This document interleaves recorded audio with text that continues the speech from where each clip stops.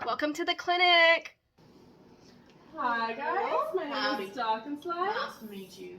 Nice to meet you guys. Michaela. My Yeah, name's and George. Nice to meet you guys. So what brings you guys in today?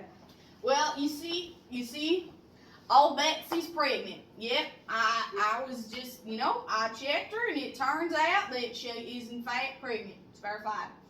And so, due to that, it also happens to be that she has the same delivery date as Michaela. So Michaela and Betsy both having babies. Yep, without his knowledge, I tried to set the dates pretty close together. Yeah, I didn't know that because see now we have this dilemma because I can't deliver a baby cow and a baby person on the same day. Okay, so Betsy's a baby cow. Yes, ma'am. I see. Okay. She's well, our dairy cow. She's Betsy's great. I see. Congratulations to you both. So then since you are pregnant, what are you planning on doing? Well, we have a very very stable but unconventional living situation. Okay. So we're trying to evaluate if we can take care of this baby. Tell me about your blog. So I was reading on a blog that there was potentially an option called D&E. I couldn't really understand the rest of it because, he ends up reading for me because I just can't. Yeah. So I was wondering, you can tell us what D&E is? Yeah, of course, I definitely can if that's what you're considering. So D&E is what we call dilation and evacuation. So basically, it is a form of aborting the baby, whether it be in the first or second trimester. So depending on how far along you are, it just depends on the trimesters. Usually we say do it sooner than later.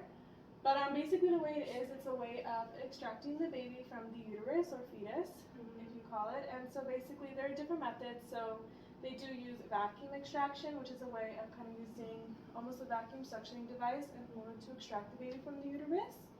Also, they have use a way of forceps if the babies are having trouble getting it out. Forceps. It is kind of, I can maybe compare to like as tongs. In a way, kind of like grasping it. It ain't no barbecue. No, it's not a barbecue. But there is also one other method, and it's called curettage.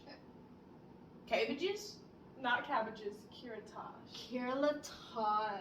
Cabbages.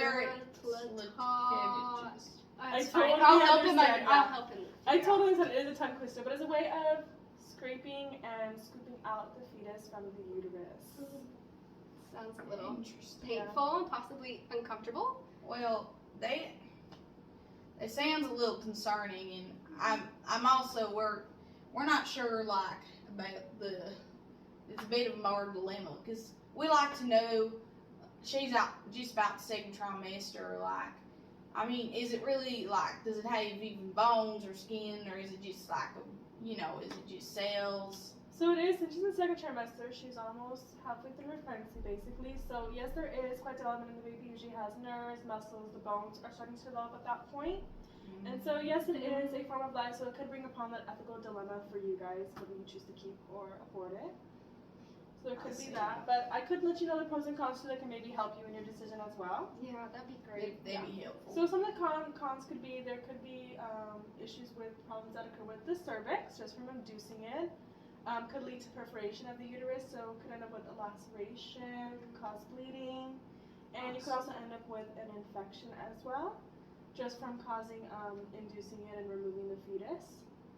But there are a couple of pros as well. So usually those complications, even though they are there, and we do have to let you know in case, they usually don't occur. It's a very slim chance or rare occurrence of them happening, and usually the moms come out totally fine.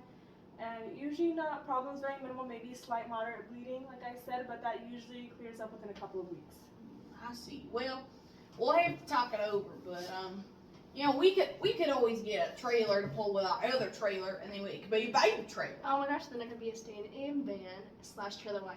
I would they'd be darling, and yeah, we get plenty of milk from old Betsy, so your nutrition's off the walls.